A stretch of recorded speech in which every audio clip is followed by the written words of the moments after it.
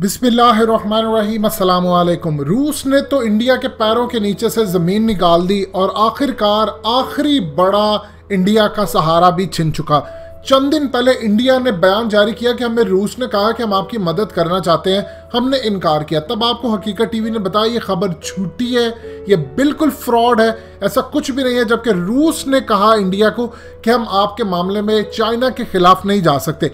अब देखिए, चाइना के कहने पर, चाइना के दबाव पर रूस ने अब ओपनली ये बयान दिया और कहा कि हम इंडिया की किसी भी सूरत मदद नहीं करेंगे चाइना के मामले पर। और रशिया ने कह दिया कि जो मजीद डिस्कस करने से पहले इस वीडियो को लाइक करें, हकीकत टीवी को सब्सक्राइब करें और बेल आइकन पर जरूर क्लिक करें। पार्टिसिपेट करने की जहां तक बात है G7, असल में ये ट्रंप जो G7 की इसने सबमिट किया था, जिसको वो एक्सपैंड करके G11 G12 करना चाहा, जिसमें साउथ कोरिया, इंडिया, रशिया, उसने कहा ये सिर्फ और सिर्फ चाइना को रोकने और चाइना के खिलाफ मंसूबा साजी है कि इंडिया के साथ इस्तेमाल करते हुए चाइना को रोकना।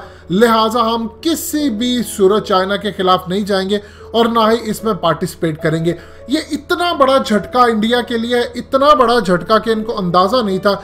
इन्होंने पाकिस्तान की वजह से, क्योंकि जनरल राहील शरीफ उस वक्त रूस के साथ उन्होंने ताल्लुकात बहाल किए, जनरल बाजवा ने बहाल किए, इन्होंने S-400 की डील करवा ली अमेरिका को मना के।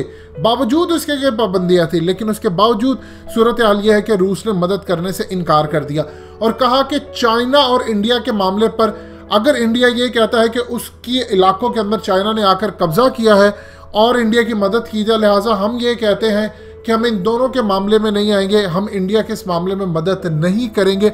चाइना की अपनी सॉवरेनिटी है, इंडिया की अपनी है, लिहाजा हमसे तवक्का ना की जाए कि हम इस मामले में कूदेंगे और ना ही किसी सूरत मदद करेंगे। रूस का ये बयान इंडिया के लिए किसी मौत से कम नहीं। और इस वक्त सूरत हालिया आपको कई दफा बता चुके हैं कि पिछले हालिया 1.5-2 हफ्ते में कई मीटिंग्स हुई। अब ओपनली इंडिया ने एडमिट किया है कि डिफेंस मिनिस्टर राजनाथ सिंह की, अब जब ये हकीकत टीवी की वीडियो बन रही है तब मीटिंग जारी है chief of defence staff general Bipin Rawat से और तीनों सिक्योरिटी फोर्सेस के चीफ, यानी एयर चीफ, उनकी आर्मी के चीफ और उनकी नेवी के चीफ, ये भी इस वक्त मौजूद है इस मीटिंग के अंदर। और ये लद्दाख की सिचुएशन पर मीटिंग हो रही है और इसमें कुछ वो फाइनल फैसला लेने जा रहे हैं कि हमने करना क्या है। लेकिन सूरत हाल इतनी ज्यादा खराब है कि रूस भी इस वक्त उनका साथ छोड़ चुका है। अगर चाइना के खिलाफ इंडिया कोई भी बयान देता है तो इस वक्त चाइना के पास है बहुत सारी वीडियोस और बहुत सारी फुटेजेस है इंडिया के फौजियों को मारने की। वो ऐसा ऐसा एक एक करके रिलीज करना शुरू करेंगे और इंडिया का अगर एक बयान आता है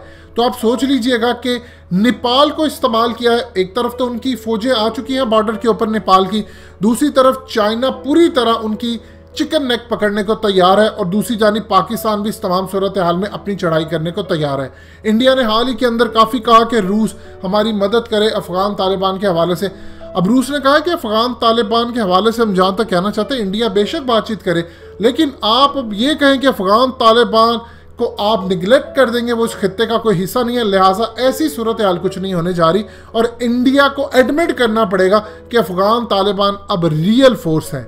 अब इस मीटिंग के बाद असल में फैसला क्या होने जा रहा है? इंडिया की जो हंगामी मीटिंग जारी है, इसके बाद मोदी सरकार की भी मीटिंग होगी, इसमें उन्होंने कोई फैसला करना है। देखिए, इस वक्त इंडियन मीडिया हो, उनकी आम आवाम हो, सारे एक ही बात जानना चाह रहे हैं कि आप कोई बयान दें। अगर ये कोई बयान देते हैं तो चाइना की तरफ से इतना ज़्यादा सख्त रिस्पॉन्स आएगा, इतना ज़्यादा सख्त रिस्पॉन्स आएगा कि ये शायद बर्दाश्त नहीं कर पाएंगे, क्योंकि चाइना पूरी कोशिश कर रहा है कि इंडिया को तो उन्होंने छोड़ना नहीं है, रूस को भी उन्होंने अपने साथ मिला लिया है। रूस के इस बयान के बाद अब से ये मीटिंग जारी है और इंडिया को समझ नहीं आ रही कि अब हमने करना क्या है। अगर तो वो चाइना के खिलाफ कोई बयान या कोई स्टेटमेंट देते हैं ऑफिशियल लेवल के ऊपर, तो बस समझ लीजिए इंडिया की कमबख्ती आ जाएगी और ये बड़े लेवल पर महदूद पैमाने की लड़ाई में भी बदल सकती है। लेकिन अगर वो खामोश रहते हैं, गोलमोल सी बात करते हैं, तो इंडिया के अंदर उनकी अवाम बिफरी हुई तैयार है ऑलरेडी कि ये आप कर क्या रहे हैं।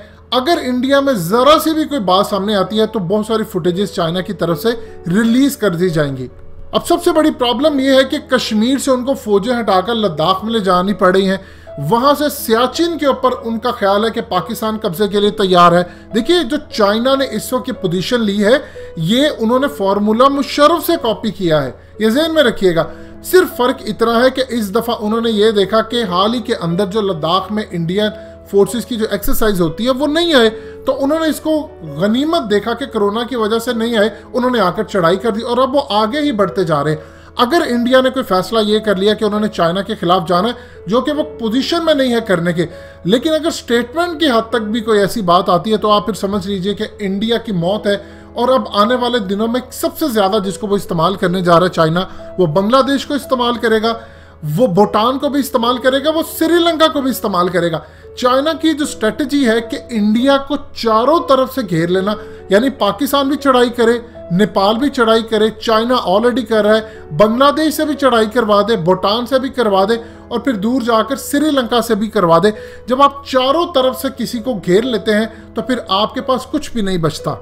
उधर इंडियन मीडिया वही कहानियां सुना रहा है, हम ये कर देंगे वो कर देंगे, 2 दिन में बीजिंग ले लेंगे। हालत तो ये है कि अपना लद्दाख का इलाका नहीं बचा सके, और इवन के जहां पर 3 इडियट्स फिल्म का आखिरी सीन शूट होता है वो इलाका भी इस वक्त चाइना की फौज के हाथ जा चुका है, जिसका ऑलरेडी इजहार इंडिया की नेशनल कांग्रेस की पार्टी कर चुके हैं। और सबसे ज्यादा आप देखिए उनके मीडिया पर क्या चल रहा है। जब राहुल गांधी उठकर कहते हैं कि मैं सिर्फ इतना पूछना चाहता हूं कि फौजें दाखिल हुई हैं, उन्होंने इलाके पर कब्जा किया है कि नहीं, मोदी जवाब क्यों नहीं देता। उसको कहते हैं कि ये चीनियों का एजेंट है, ये ISI का एजेंट है, यानी जो सवाल करे वो आपके लिए एजेंट बन जाता है। रूस ने पैरों के नीचे से जमीन फिलहाल निकाल दी है इंडिया के।